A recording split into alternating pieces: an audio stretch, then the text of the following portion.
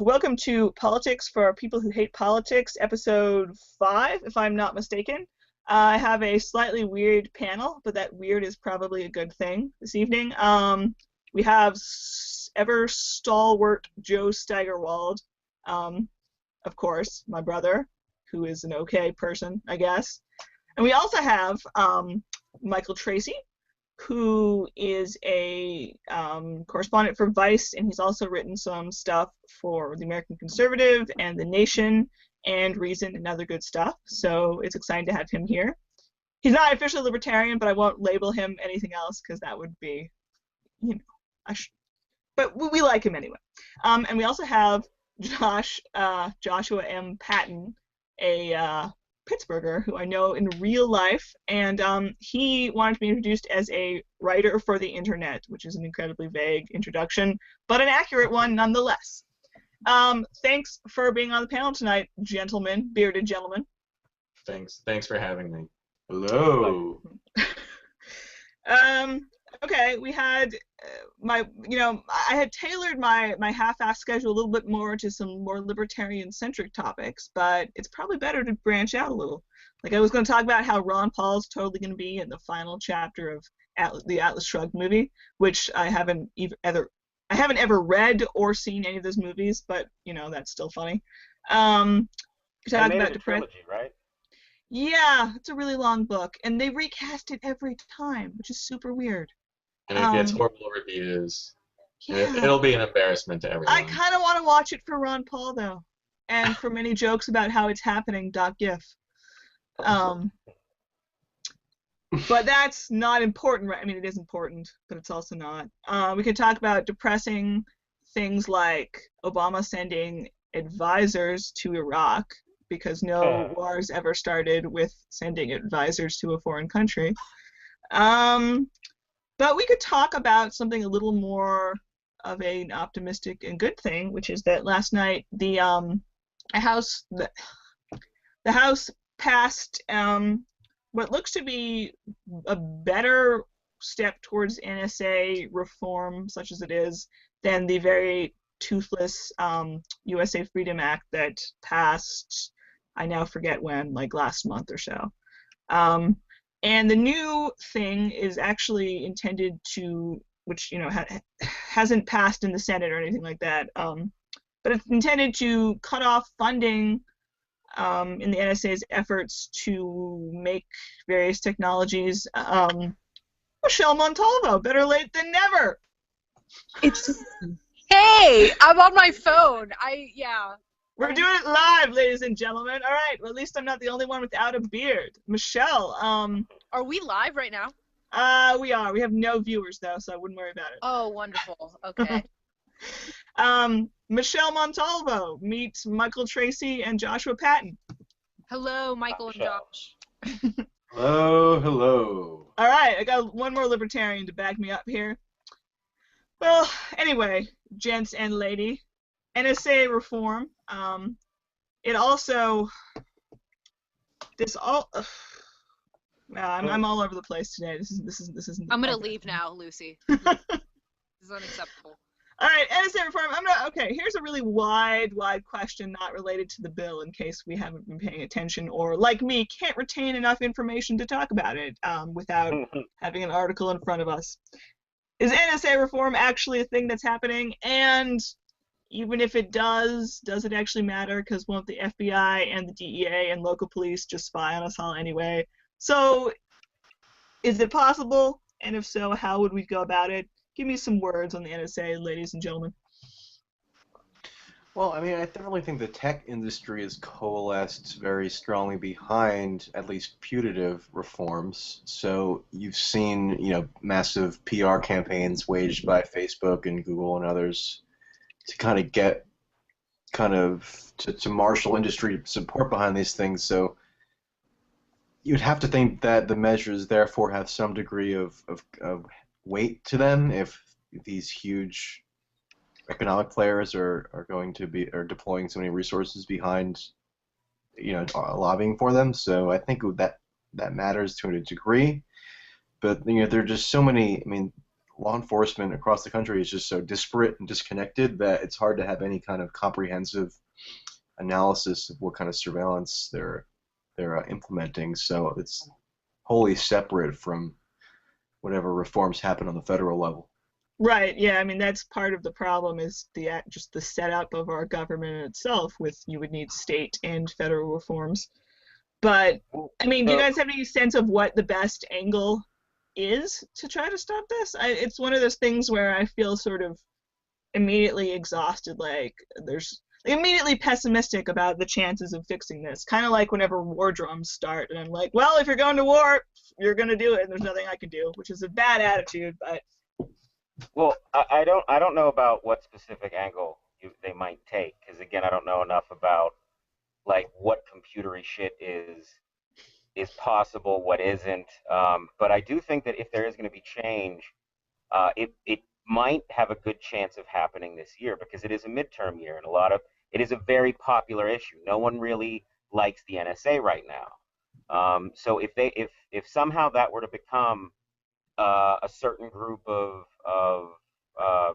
candidates currently in Congress, running for re-election, who like their constituents make a big deal about it, they might try to do some last minute push something through in order to have a political victory right before the election. And again, whether that ends up having any teeth or being effective, there's really no way to know until. I mean, there's actually no way to know unless another Snowden comes out and says yes they did, or that they didn't. I think the public is enough against a lot of these bills that I think it goes back to Cantor lost in part because he was seen as this kind of statist, and with this new bill they do a voice vote before it actually happens to see Congress basically off the record will vote, and it didn't pass on the voice vote. When they actually did the vote, it passed because no one wants to go on the record now being for the NSA because they know it's political poison at this point. Is it really? I mean, I think it is on the conservative side. Yeah, and I guess I think all over. I mean, liberals themselves love Glenn Greenwald and Edward Snowden. These are two guys who have sort of transcended the ideological teams that people, like it's fucking sports. It's people seem to care about it. However, if with the stuff happening in Iraq, if anything even sounds like terrorism outside of the Middle East is happening related to ISIS or really at all, I think that the opinion will change for a lot of people who have typically been on the national security side of things. Another point about kind of the local surveillance measures that are being enacted, I think we have reason to believe at this point, and a few case studies basically reflecting this, that oftentimes what happens is that police departments or other kind of law enforcement agencies will try to usher in these new technologies used for surveillance kind of underhandedly, or it's not put up for public debate. What about the stingrays? Have you looked into that?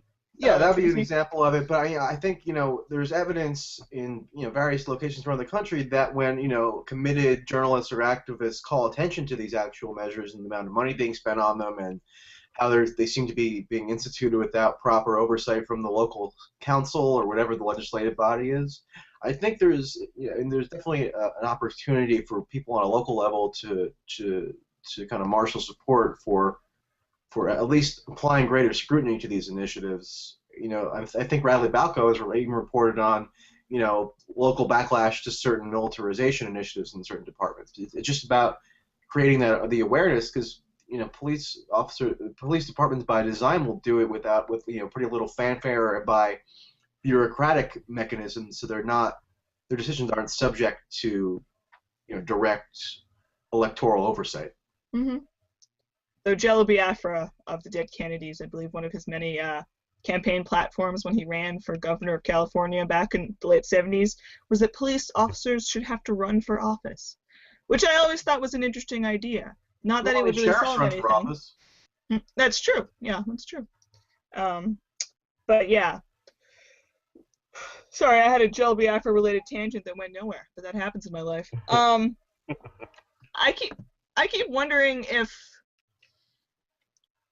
one thing that we don't have, like I don't want to pretend that I trust the Constitution to fix everything by any means, and I think that out of all the Bill of Rights, the Fourth Amendment is probably one of the most destroyed at this point. But part of the problem is that so many of our laws have not caught up with our technology. So many of our computer laws that are used to legalize spying have not caught up. And I know I should be skeptical about like the magical fix everything about spying law of 2016, but I wonder if there's anything there that can actually like it just needs something that needs to exactly state like you may not spy on these people without a really particular warrant or something like that.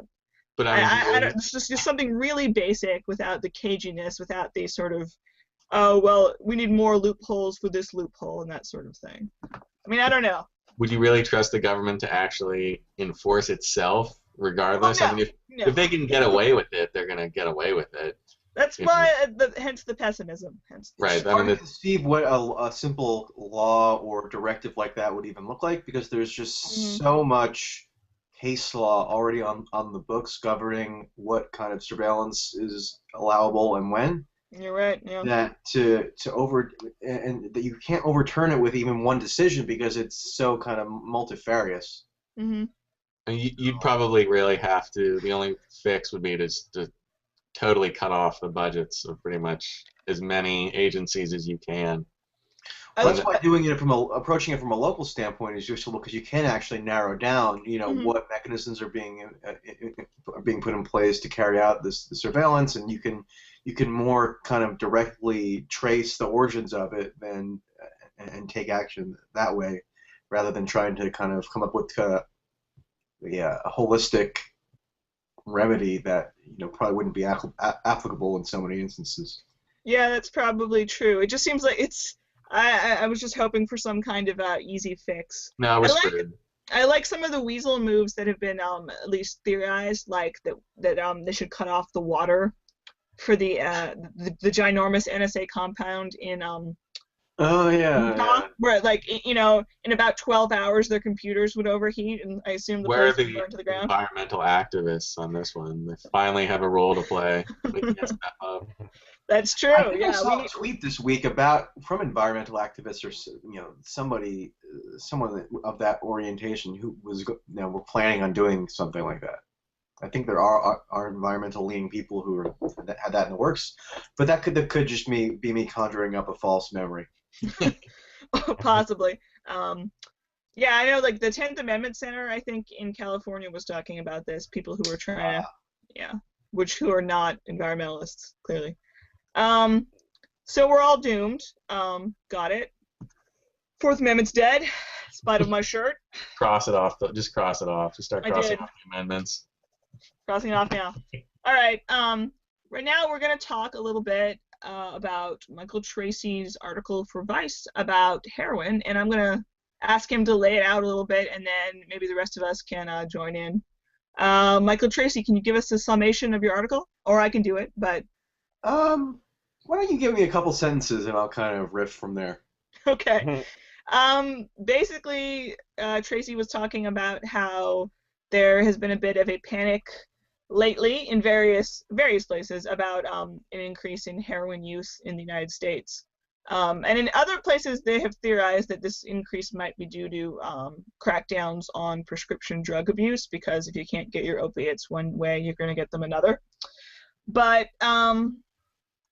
basically, Tracy response like heroin panic. Why is this silly? And is there actually an increase in heroin lately in the United States?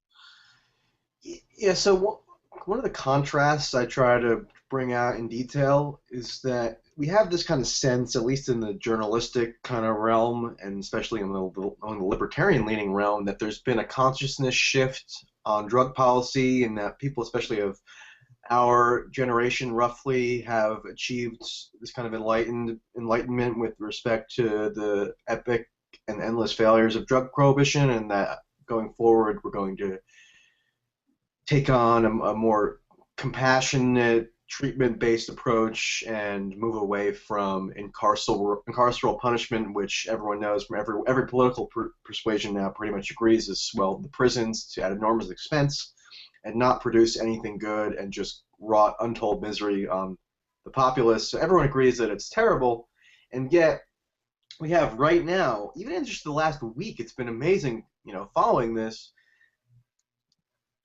a number of really punitive criminalization measures that have sailed through state legislatures in New Jersey, New York. New York in particular had a big to-do over this past week with Governor Cuomo coming out and supporting it. So it just, just broadly, it seems like there's, we see the signs of the emergence of this hysteria that has very distinct echoes of drug scares of the past, like crack in the 80s, heroin in the 70s, and those scares, manifested ultimately in horrible public policy. So the point of calling attention to this now is to kind of preempt some of the wrong-headed policy that seems to be seeping its way into inaction. And one of the ways that this, and I also go into the piece, these policies are generally justified by proponents on the basis of there being a, quote, heroin epidemic in the country, which is always vaguely defined by people who are referencing it. And also that, we need this to help to save the children, the classic trope. Always. Right. But so this is doubly ironic because just about a week, it was last Friday, so a week ago today, the CDC, which is the U.S. government authority on public health data, released its report for opiate use in 2013, showing that use of heroin among teenagers in the U.S. declined, I think it was 0.6% from 2011 to 2013. So by no meaningful metric can one state with any certitude that there is a heroin, quote, epidemic, especially among U.S. teens in the country, and yet the supposed epidemic among U.S. teens is the primary reason why all these enforcement measures are being ramped up at this time. So you have in New York, they've doubled the size of the anti-narcotics division of the state police.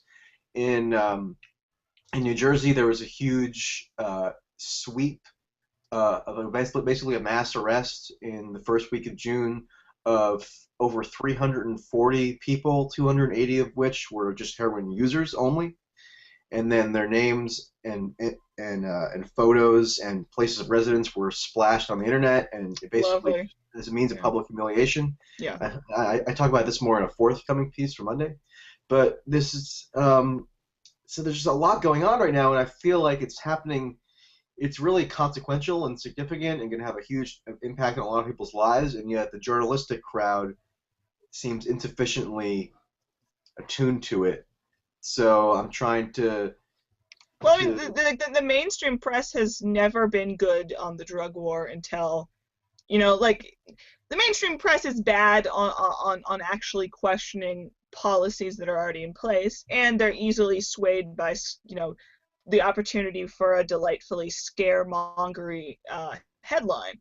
So, I mean, I don't expect mainstream people to question the fact that there's, totally an epidemic of heroin. Yeah. They always, that's just what they do. They're greatly culpable for the drug war's horrors as well, because they... Yeah, and in generally, they're extraordinarily deferential to law enforcement authorities just overall, but with respect to drugs, illicit drugs in particular, law enforcement receive even more deference because they're thought of as having unique experience and expertise on the subject of drugs, which to me is just wildly ridiculous. As opposed to a vested interest in a particular side most of the time, among other. Yeah, but even as young kids, we're propagandized with the DARE program and so forth, and parents are instilled with the idea that police should be educating children about the nature of certain substances. When, you know, and I mentioned this in the piece, and I spoke to a law enforcement person directly about it. The question I had was, why are you in particular suited to speak about purported heroin epidemic, which you're calling a medical issue, to kids at the high school that we were at for like a seminar or assembly thing?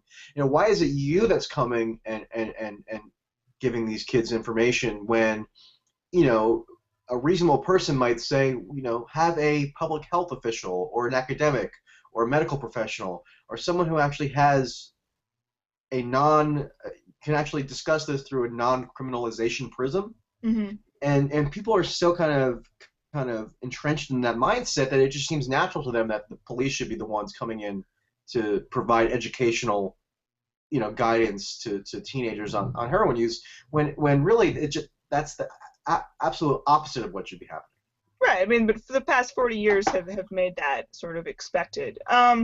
We can open this discussion up a little bit. Another thing I want to add is that I've talked about kind of what Tracy wrote about in some other pieces myself, but it was mostly a general caution that I think, you know, y'all libertarians and you know, good leftists and anyone else against the drug war, like, I worry about getting too comfy. Oh, weed's legal in 2 states. You know, we're done. Sitting back. And, you know, not only is it not over for the people who are still in prison for reasons they shouldn't be, but it's not over in 48 states about weed, and it's not over about the harder drugs that some people are much more uncomfortable, you know, defending. Yeah, it's going in the opposite direction. Yeah. Yeah, I think I'd that's be curious just to know if anybody has like just any broad reactions to my soliloquy then, or if they have any kind of input or any of their own experiences that relate to it. Well, I remember back when Philip Seymour Hoffman died is when I started noticing a lot of heroin epidemic stories. Mm-hmm. And the one thing that the statistics that I remember floating around was something like, you know, 45% increase in overdose deaths for like a 5-year period, and also that where these were happening, the geography was different than what the DEA was used to, which is sort of how I think it got branded an epidemic, because it does seem to be popping up in other places, probably I think because of the whole prescription drug thing. It's spreading to white people, so now there's right, exactly, and that's why it's an epidemic now. Holy shit! But I do think white suburbia. Mm-hmm. Yeah. But what I think that and that's why I think that that they're having success with sort of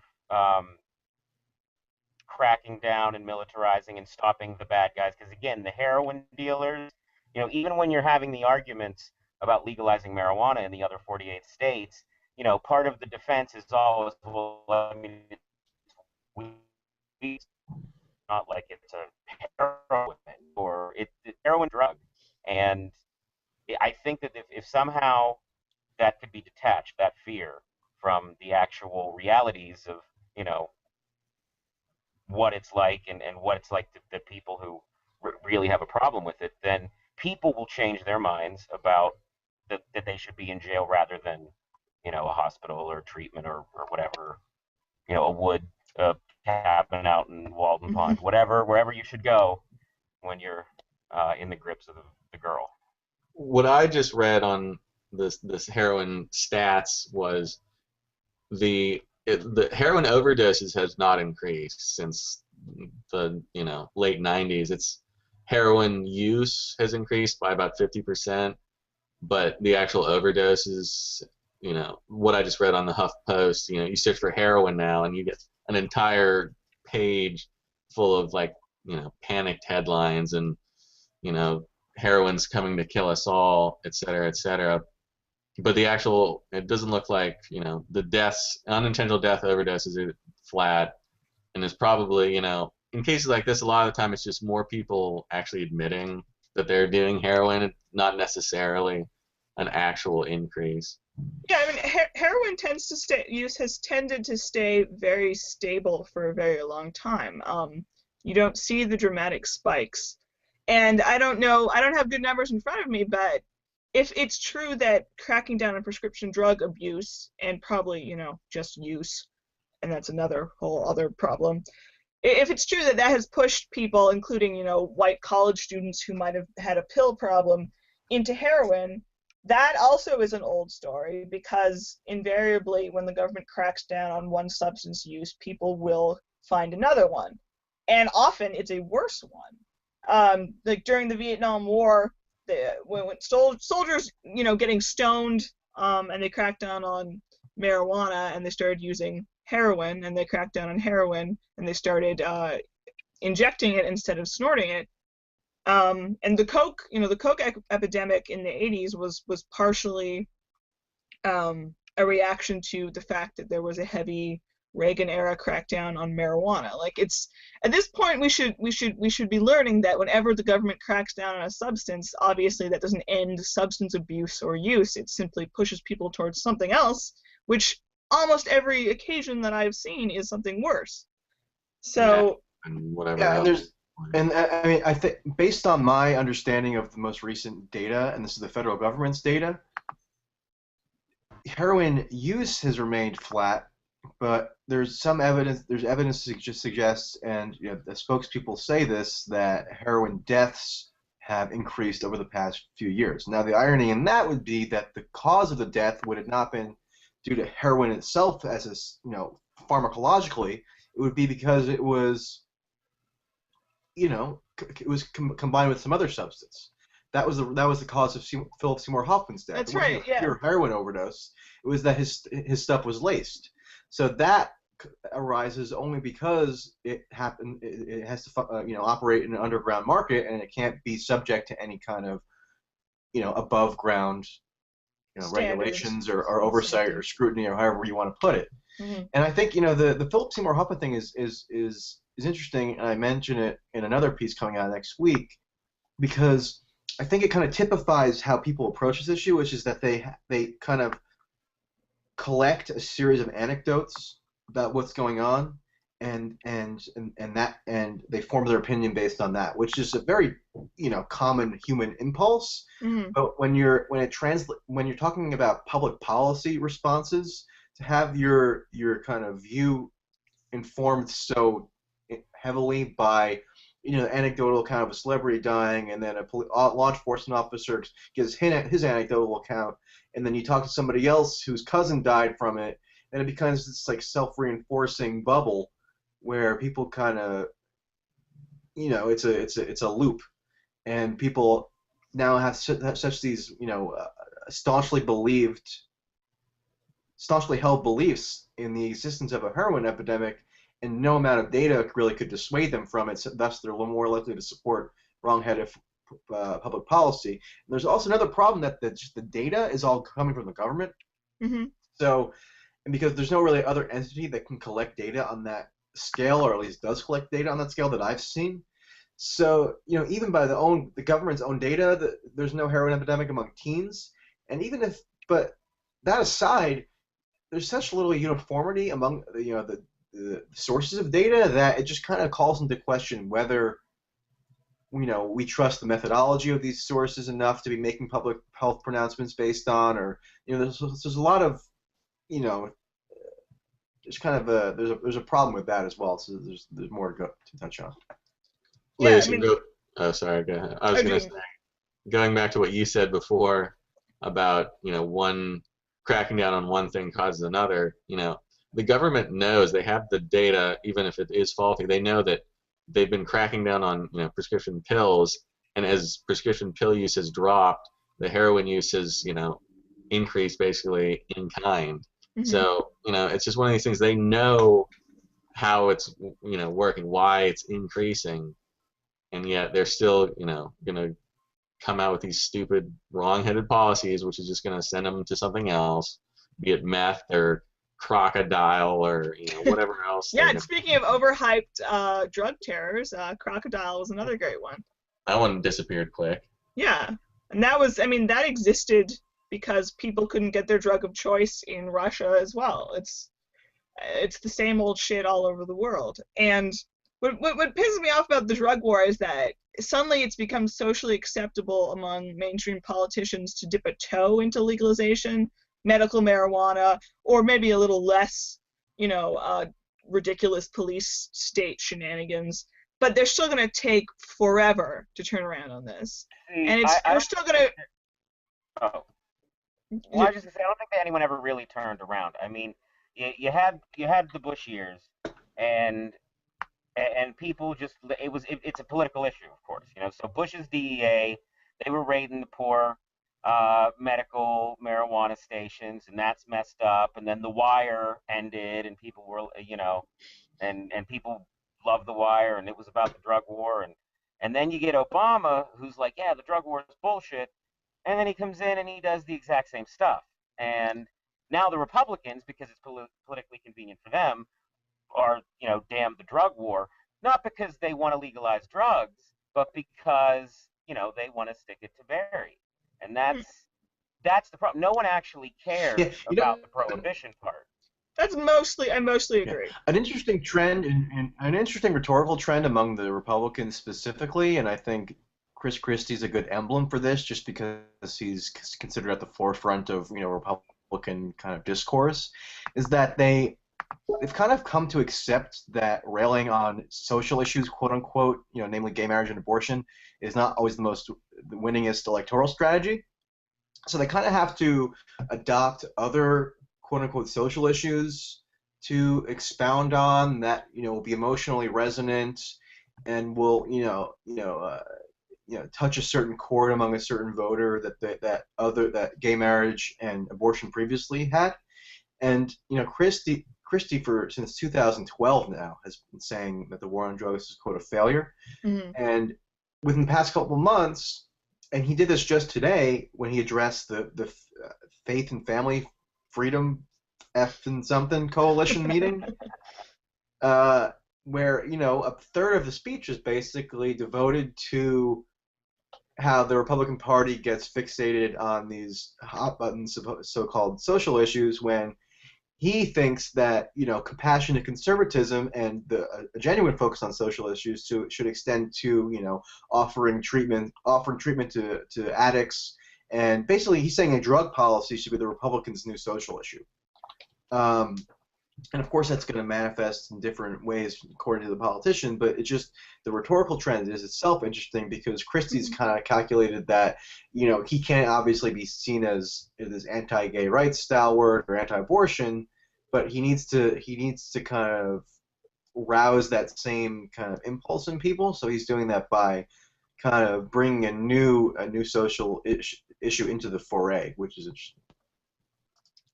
Well, I think too that the rise of drug courts, the popularity of drug courts in the past 20 years, that emphasizes treatment over incarceration. Drug courts are bullshit, though, too.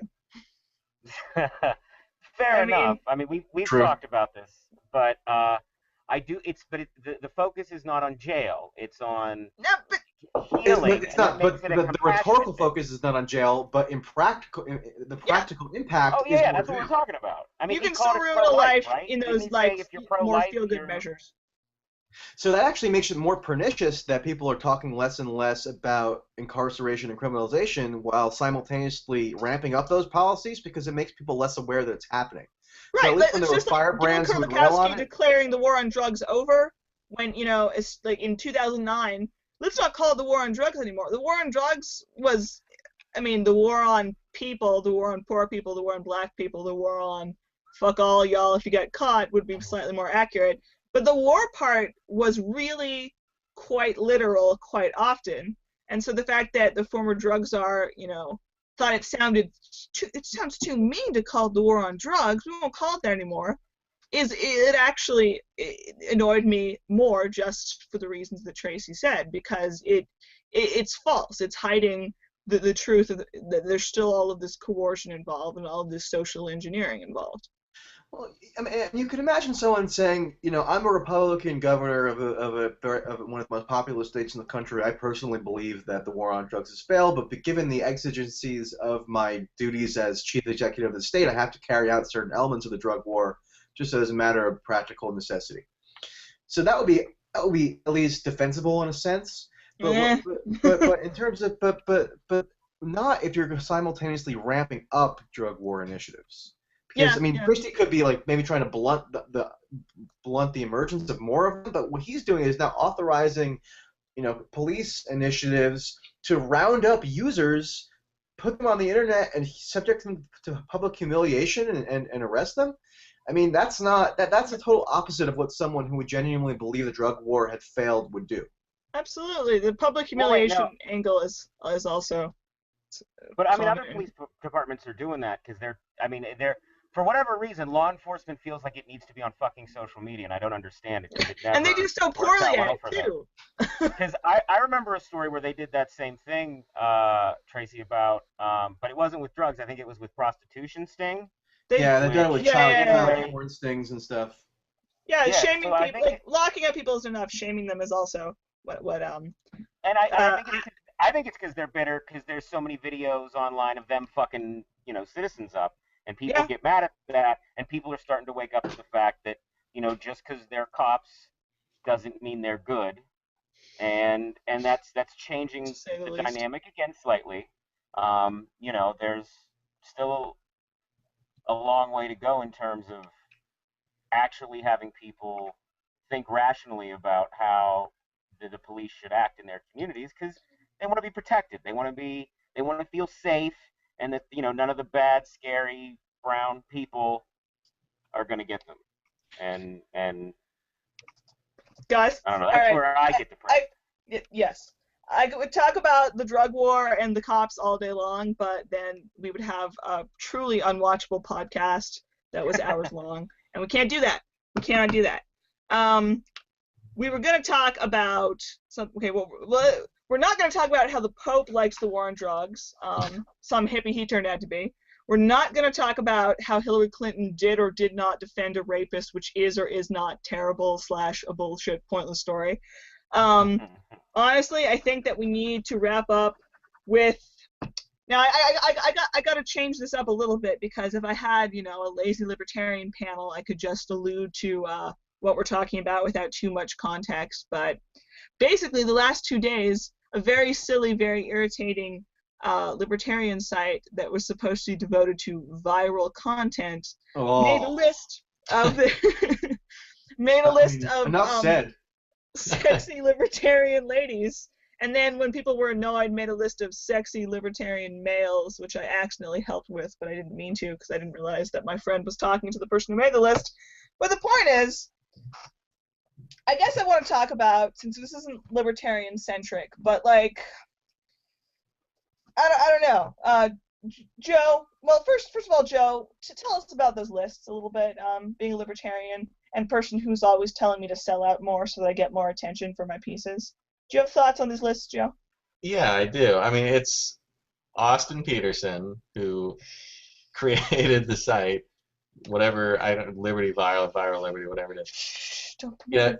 he's smart. The problem is he's really smart about this, and he knows how to get people to do things for him. He makes this list of the 20 best-looking libertarian females, and he knows they're all gonna retweet it and post it on their Facebook wall, and then there's gonna be a lot of haranguing and harumphing amongst the other lady libertarians who didn't make the list, and it's gonna be a huge thing, and I'm sorry, I'm good. he knew it was gonna happen, and it worked out exactly like he wanted to, and his before failing Liberty Viral site probably got its most hits ever because people like Kathy Reisenwitz and Michelle Fields took the bait. I mean, it was too obvious.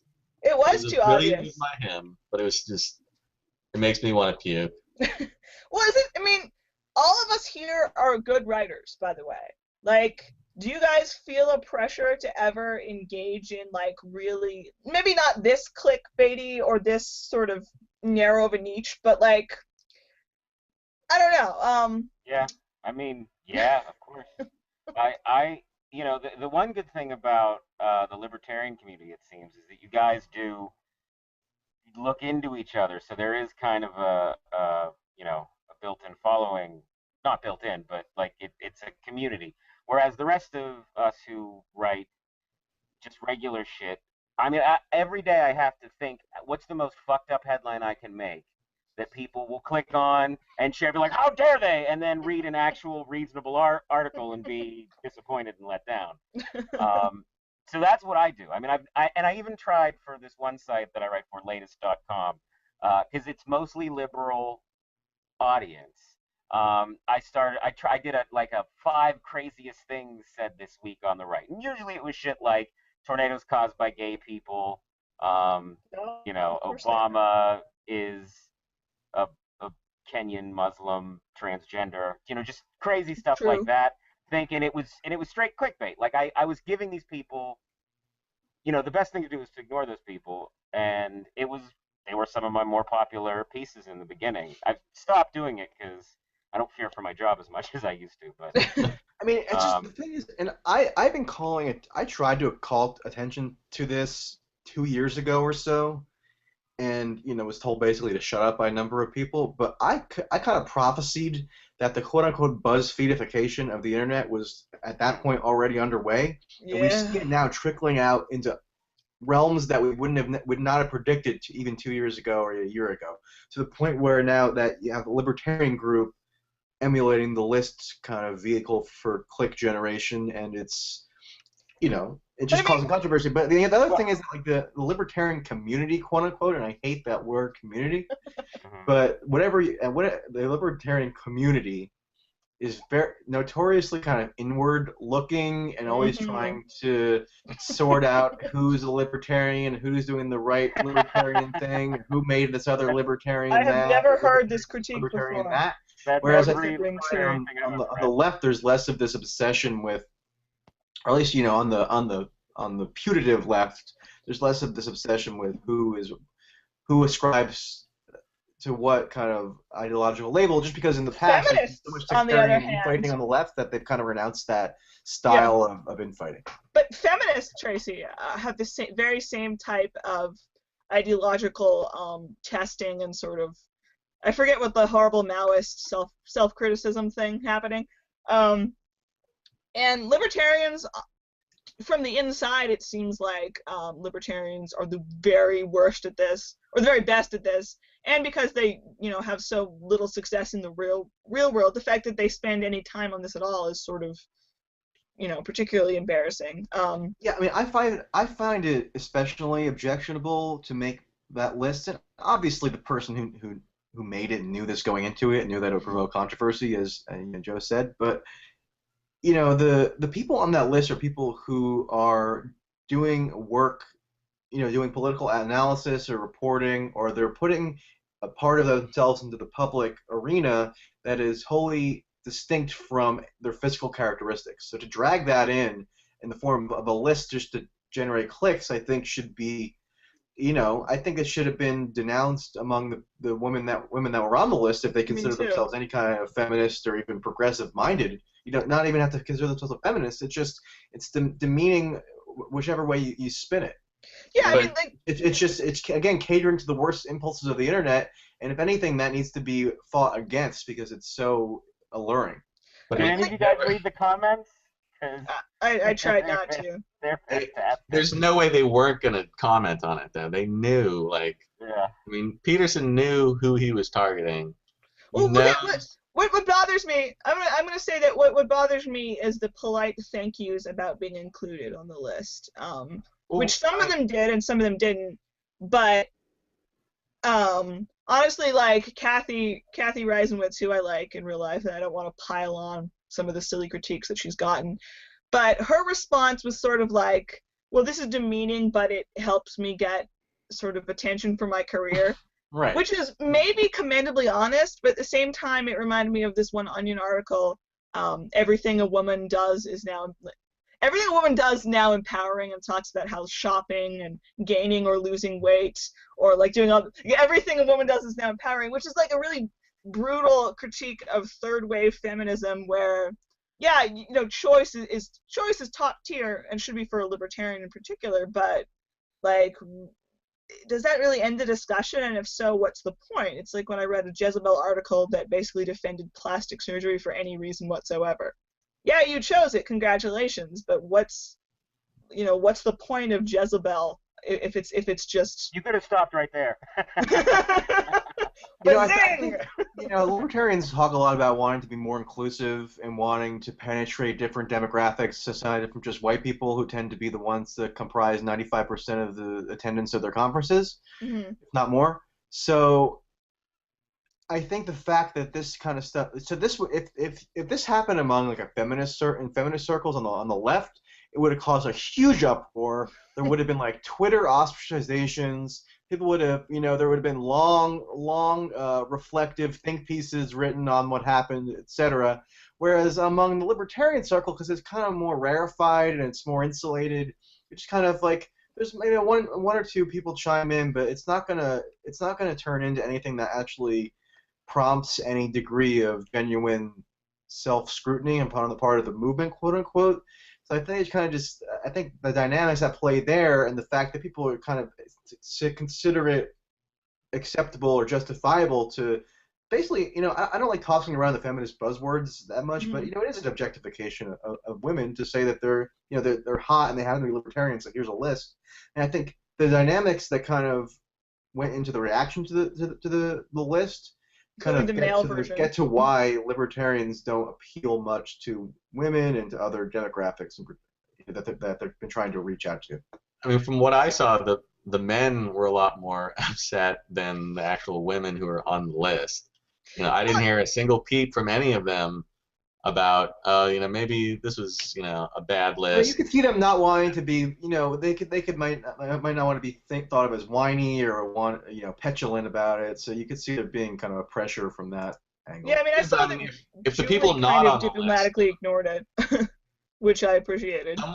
In order to any inroads to be made, someone on the list would have to say something, because if the 29th person who didn't make the list says something that's going to be, sour grapes, he didn't get on the list.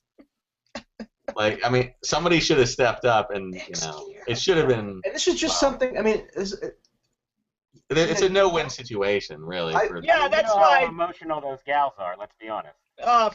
Right. So true. And anybody would just have to admit that this is an issue that would never even occur to men to even have to grapple with at all. So yeah, I mean, it is definitely disproportionate on women, and you don't have to be necessarily a feminist to acknowledge that, but you have to, I think, just acknowledge reality in that there's this disproportionate burden that women writers are being shouldered with, that they're even in this conversation to begin with without voluntarily entering it. Right, like the fact that I assume that women didn't all give permission for multiple Facebook photos to be used on this list, and the fact that the male follow-up list was written by Peterson, a heterosexual, and it had more, there was sort of an implied joke that they were doing a follow-up male list at all, right. So that the women don't get too offended, and so that we're equal. Now, because I never am going to get that time back, I'm not going to read either of these lists. Good man. What were the male ones? Were they actually did they just take 20 libertarians that they liked and said this guy's hot and talk about? I can't imagine they talked about anything really, just other than here's the pictures of these people. It was just a tongue in cheek. The male thing was just tongue in cheek, whereas the women one, you could actually tell some thought went into ranking you genuinely based on how hot they thought they were. Yeah, like the one. Nick Gillespie was number 2 in the male list, right? So. I mean, I'm not saying he's not an attractive man, but for amongst the young Liberty crowd, I don't think the ladies are gonna necessarily be falling over themselves for him at number 2. As someone who's. Oh, go ahead, Lucy. Okay, well, I mean, it comes back to one of the more interesting and flawed feminist books I ever dabbled in was Female Chauvinist Pigs, which was written in the mid-aughts at the peak of oh god, they're making songs for 6-year-olds, what do we do sort of panic. And the book is kind of down on sex workers, which I strongly dislike, but it raises an interesting point about this sort of the sort of box that women get put into, which to me applies in the you have to laugh when you get put on a list like this sort of thing. Like if you make too much of a comment about it, you're not one of the boys. Yeah. And the boys are gonna sort of they want you to run with them, but they also want to talk about your tits basically. And that's the box that you're put in. And they want you to put up with it and not object at all. Yeah, because you're not like those Well, uptight other bitches, basically. to be fair, tits are fantastic, and I'll talk about them all day. That's But my fine. point is, who is this for? Is what I don't understand. Like, is it meant to attract, people like me who just, I like the whole legalized drugs things. Still kind of cool with the Department of Education, like us people. It's So meant to is it meant attract us, the, or the is it trying to hardcore be libertarian. Yeah, Right. it's a circle jerk of outrage. Right. It's I meant to realize I'm attract cool. anyone who would brainlessly click it. I mean, it's not. I don't think it might be like loosely aimed at a libertarian demographic, but the point of viral content is that you want people to just instinctively click on stuff, whatever their predispositions. Right. Right. Yeah. Well, Austin Peterson wants to be the libertarian with BuzzFeed, so all the libertarians are going to click on this, I mean, and and another even the women, because it's all going to get retweeted by the people on the list, and then Yeah. other women are going to see it, and they're going to be, oh, am I on this list? Because it's a small group To anyway. be fair, I get way more retweets and Facebook shares of people who think I'm an asshole than actually are like, hey, that good job. does help. I mean, the BuzzFeedification of media, which Tracy referenced like 100 years ago in this debate, Mhm. and which we should wrap up soon. Another thing that comes out of that though is I don't know if BuzzFeed has ever officially said this, but basically the cat gifs are subsidizing their occasional forays into actual journalism, including long form stuff, and some of it's dull, but some of it is actually quite good. It was better when Michael Hastings was alive and stuff, but there's still they have some solid longer His new book content on is there. great, by the way. I'm sorry? His new book, The Last Magazine, I read it in a night. It was really good. Oh yeah, I want It to was pick that really up. funny. I mean, is there something though to be said about subsidizing, propping up the stuff, the long form or the in depth or the investigative stuff with really silly viral bullshit?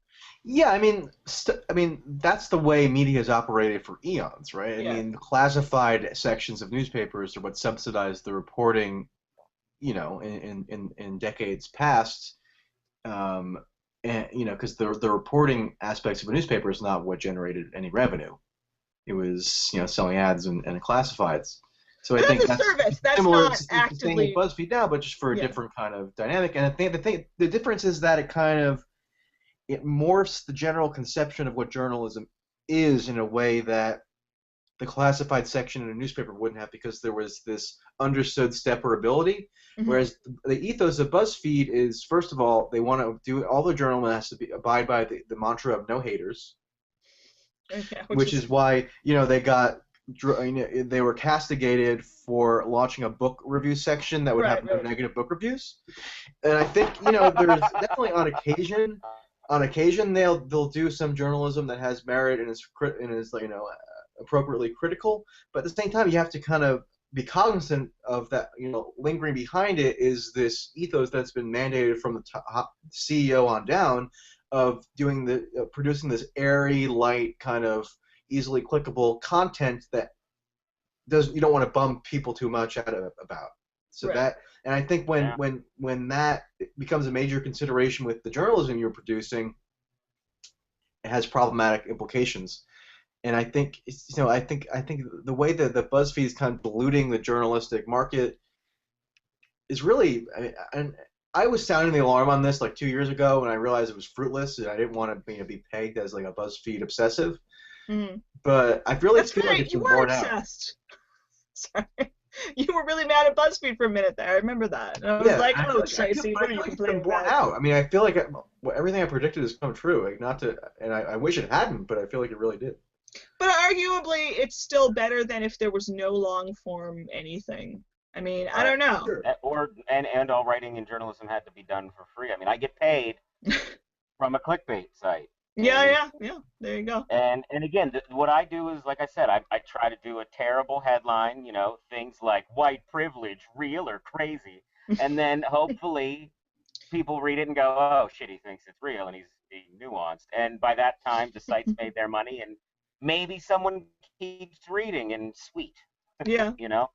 But the other thing is that, like, this happens on Vice every now and then, and other articles can blow up not because they're listicles or they're a funny GIF or they have a stupidly sensational headline. It's because they're actually good content, Mm-hmm. and that still does draw a lot of clicks. I mean, yeah, you have to kind of tailor it to social media in a sense because But that doesn't mean you have to be 95% of the traffic is coming from Facebook. Mm-hmm. But the harm that BuzzFeed has done is kind of inculcated this belief that in order to be successful, you have to adopt their formula, whereas there are other formulas available that are more conducive to producing quality content. Yeah, like the day that GIFs started being put in the content of other blogs, like on what am I thinking of? Like The Gloss, which is sort of a Jezebel-esque but sometimes less annoying lady blog, and it's like and like Jezebel also, like any kind of even like glossy other stuff where they put GIFs in the actual body of the piece, and it's expanded into other places. That was a bad sign to me, because again, if like a BuzzFeed list that is truly just like a bunch of stupid GIFs and 2 sentences, at least you know exactly what that is. When that creeps into more text-heavy stuff that also like needs a GIF in it, that starts to annoy me. The other thing that what part of what was informing my critique back in the day of BuzzFeed is that I kind of discerned. Sit back, Tracy. We don't want to see your forehead. Yeah, what I discerned was that they were kind of personifying the objectivity doctrine, but for a new tech-savvy generation, right? So they're not supposed to come down on either side of a political issue. They're supposed to remain impartial. They're focused on the virality of their content, and that's paramount. So they have to. It's an offshoot of the New York Times objectivity, but just marketed as fresher. Whereas that actually makes it more pernicious because you're kind of popularizing it among a new demographic who might think that they've transcended the old kind of stodgy objectivity of the past, but in reality are just kind of affirming it in another incarnation today. But objectivity is also bullshit, guys. Right? I mean. Right. That's Lord, right. That's a whole other thing, guys. Right. That's the point of my criticism. That it's. Yeah, we should we should start an entirely media sassing based podcast. That would actually be really good. Call it. I'd be available for that. Wall talks about the media, and what she says will melt your heart. No, it won't be called that. Joe, do you have final words on this? And I'm going to wrap up. It sounds like I've hated BuzzFeed for not even as long as Michael Tracy, so that's impressive. I'm glad that there's someone else out there who also feels the way I feel. I mean, I refuse to click on it. I refuse to get to it. I hate Andrew Kaczynski. I hate Ben Smith.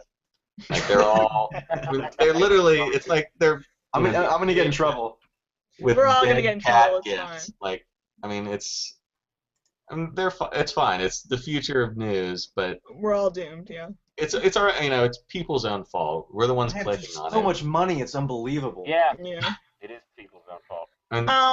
Well, I mean, honestly, like the most optimistic thing, like takeaway from this to me might be that you could sneak in a solid piece underneath a sort of headline. But I don't want to do that either. Like, I legitimately am going to fail at journalism because of how much I don't want to have a headline that tells you how you're going to feel about what I wrote, or actually like hides the content of the piece Upworthy style instead of like enlightens what you were like. I can't do it. That's why I'm glad when I don't have to write headlines. Yeah. Another problem with BuzzFeed. What's that? Clickhole, the Onion. That thing's it's so good. That's masterful. America has been crying out for Clickhole. It's a national treasure. That is an amazing tagline. That sounds incredibly dirty. On that note, I really think that we should probably wrap this up.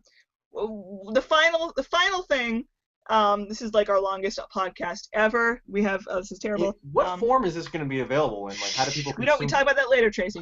All right. Okay.